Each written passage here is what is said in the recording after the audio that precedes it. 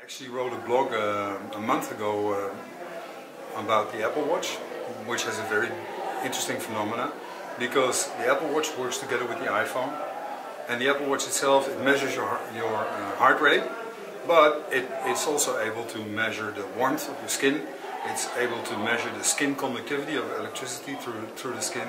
It's able to the galvanic reactions, and those happen to be all proxies for emotions.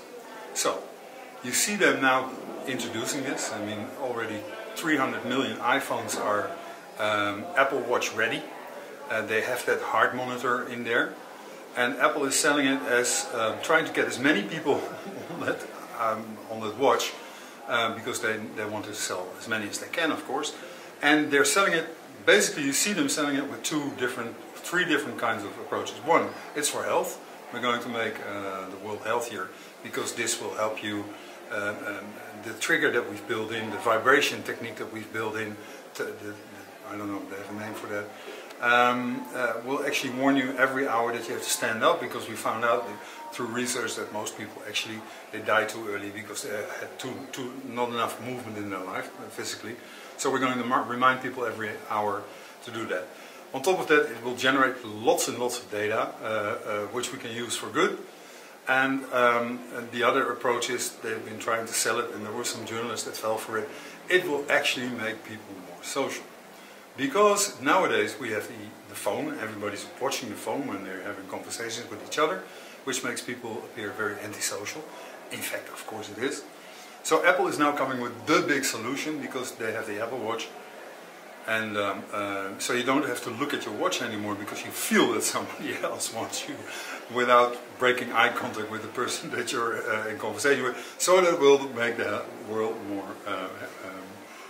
friendly, more social, basically. So it's, on the one hand, they're trying to spin it as health, and the other hand is they try to spin it as more social, because we all need to start wearing that thing. Okay, now when you realize that this thing is measuring, or at least proxies for emotion, and they could even build in pheromone detectors that sniff out what kind of substances we transmit to each other.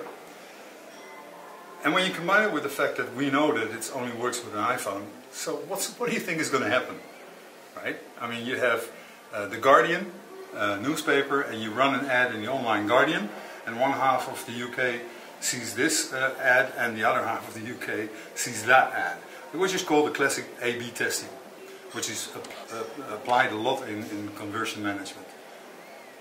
They don't even have to do very difficult statistics anymore. They just read your arousal level and different arousal levels and different kinds of arousal by reading out your emotional state.